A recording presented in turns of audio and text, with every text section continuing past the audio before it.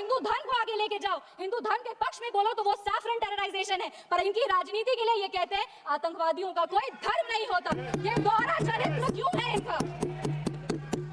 आतंकवादियों ने हमारे नागरिकों को धर्म पूछकर मार दिया। हम उनको कहना चाहते हैं कि जिस सनातन को मुगल की तलवार नहीं खत्म कर पाई, जिस सनातन को अंग्रेज की तोप नहीं खत्म कर पाई, उस सनातन को इनकी छोटी मोटी राजनीति क्या खत्म करेगी? अभी अपने कांग्रेस के साथियों का बात सुन रही थी और वो कह रहे थे कि 1971 में इंदिरा गांधी ने ये किया, 1971 में इंदिरा गांधी ने वो किया, पर वो कभी भी 1971 का क्रेडिट बिहार के बेटे जगजीवन राम जी को नहीं देते हैं, जो तब के रक्षा मंत्री थे। बांग्लादेश ने उनको 1971 का वॉर हीरो डिक्लेयर किया था और रक्षा मंत्री होने के जंग के बाद भी उन्होंने सैनिकों के रिहैबिलिटेशन के लिए काम किया। लेकिन कांग्रेस पार्टी इसको कभी नहीं रिकॉग्नाइज करेगी, क्योंकि उनको दलित नेतृत्व से समस्या है। वो सिर्फ उनके साथ रहना चाहते हैं जो बाबा साहब के चित्र को अपने पैर पर रखते हैं। अगर हम ऑपरेशन सिंदूर की बात करें तो ये सिर्फ टेरर लॉन्च पैड्स को ध्वस्त नहीं किया, ये पूरी की पूरी तरीके से पाकिस्तान के हौसले को ध्वस्त कर दिया है। इसी बात पर हम एक शायरी कहना चाहेंगे, खतों का दौर गया अब फरमान भेजे जाते हैं, जो करते हैं भारत की आत्मा परवार वो सीधे कब्रिस्तान भेजे जाते हैं। अगर विपक्ष की बात सुबह से सुने जा रहे हैं और उनकी बात को ध्यान से सुने तो वो बार बार कह रहे हैं कि सरकार ने सरेंडर कर दिया। सरेंडर से इनका विशेष लगाव इसीलिए भी है क्योंकि इतिहास गवाह है इन्होंने कितने बार विश्व के सामने भारत का सर झुका दिया है। 1962 में 14,500 वर्ग मील जमीन पर कब्जा कर लिया था। अमेरिका के तब के राष्ट्रपति ने कहा था कि भारत हमसे भीख मांगते हुए आया था। 1971 में वेस्टर्न मीडिया ने प्रधानमंत्री के बारे में जो भी कहा हो, उन्होंने हमारे देश के बारे में, भारत के बारे में कहा कि भारत एक धोखेबाज देश है और भारत नागरिक धोखेबाज लोग हैं। ये था भारत का इमेज आपके शासनकाल में। 1985 में CIA के क्लासिफाइड रिपोर्ट्स है कि विदेशी तंत्र भारत की सरकार को चलाती थी। इनसे जवाब मांगिए। 2001 विश्व के सबसे बड़े लोकतंत्र के सबसे बड़े मंदिर पर हमला हुआ और ये लोग चुप बैठे रह गए। 2008 मुंबई अटैक पूरी तरीके से देश को झकझोर दिया गया, पर इन्होंने कभी नहीं जवाब दिया। अगर आज आतंकवादियों को जवाब दिया है तो वो हमारे यशस्वी प्रधानमंत्री श्री नरेंद्र मोदी जी की सरकार ने दिया है। विशेष रूप से हम धन्यवाद देंगे हमारे यशस्वी प्रधानमंत्री श्री नरेंद्र मोदी जी का, जिन्होंने ऑपरेशन सिंदूर का नाम ऑपरेशन सिंदूर रखकर पूरी दुनिया को बता दिया है कि एक चुटकी सिंदूर की कीमत क्या होती है। और जिसने हमारी महिलाओं के, इस देश की बेटियों के, हमारी बहनों के सिंदूर को उजागर किया, उसको हमारी सरकार ने, हमारी सेना ने मिट्टी में मिला दिया है।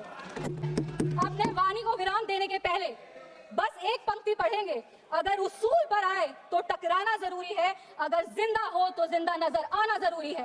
भारत एक जिंदा देश है, उसकी रगों में अखंडता का और एकता का खून दौड़ है और जब भारत की अखंडता पे और एकता पर प्रहार होगा, भारत एकजुट होकर के मुंह तोड़ जवाब देगा। जय हिंद, जय बिहार, भारत माता की जय।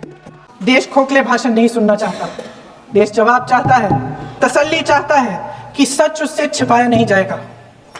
देश जानना चाहता है कि उस दिन अप्रैल 22, 2025 को क्या हुआ और क्यों हुआ।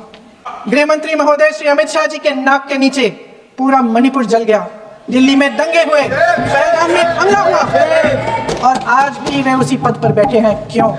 साहब देखिए, इतिहास की बात आप करिए, मैं वर्तमान की बात करना चाहती हूँ। आपको तो एक बहाना चाहिए, पूरे परिवार का नाम गिनवा देते हैं। अरे अपनी जिम्मेदारी खुद लीजिए। 11 सालों के लिए तो सत्ता में आप हैं।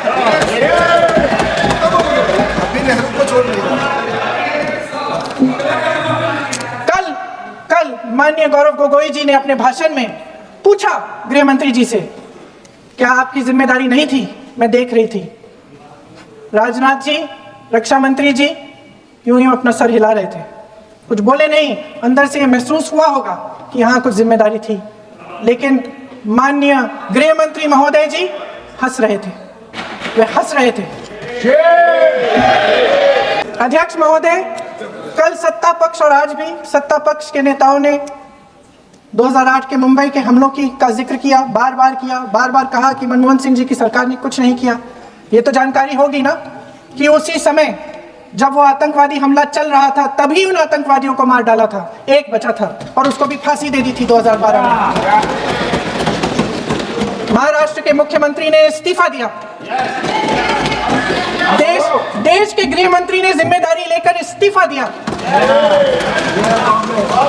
एक जवाबदेही थी पब्लिक के प्रति, एक जवाबदेही थी इस देश की जनता के प्रति, इस देश की धरती के प्रति।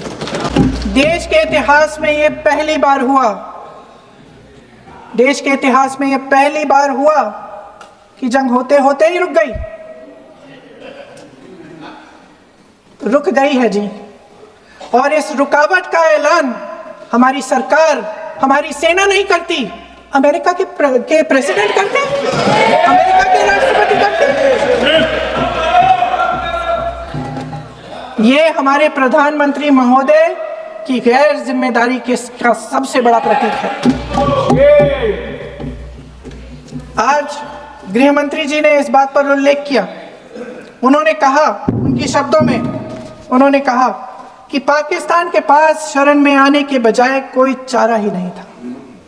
आपने शरण दिया क्यों? वो आते हैं आपके देश के अंदर, लोगों को मार डालते हैं और आप उनको शरण दे रहे हैं, क्यों दिया शरण? इसका जवाब क्यों नहीं दिया एक भी भाषण में? जैसे ये बात उठी, शरण की बात की हमारे गृह मंत्री जी ने, इतिहास में चले गए। नेहरू ने क्या किया, इंदिरा गांधी ने क्या किया, यहां तक कि मेरी मां के आंसुओं तक चले गए। लेकिन इस सवाल का जवाब नहीं दिया कि ये सीज फायर हुआ क्यों, ये जंग रुका क्यों, और तब क्यों रुका जब दुश्मन के पास कोई चारा नहीं था हमारे श्रेय में आने के बजाय। क्यों रुका ये जंग, इसका जवाब नहीं दिया। धन्यवाद। आप देंगे?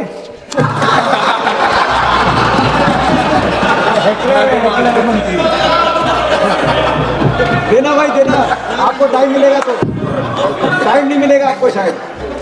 वैसे महोदय, मेरी माँ की आंसू की बात किए, मैं इसका जवाब देना चाहती हूँ। मेरी माँ के आंसू तब गिरे जब उनके पति को आतंकवादियों ने शहीद किया, जब वे मात्र 44 साल की थी। और आज अगर मैं इस सदन में खड़ी हूं और उन 26 लोगों की बात कर रही हूं, मैं इसलिए कर रही हूं क्योंकि मैं उनका दर्द जानती हूं, महसूस करती हूं।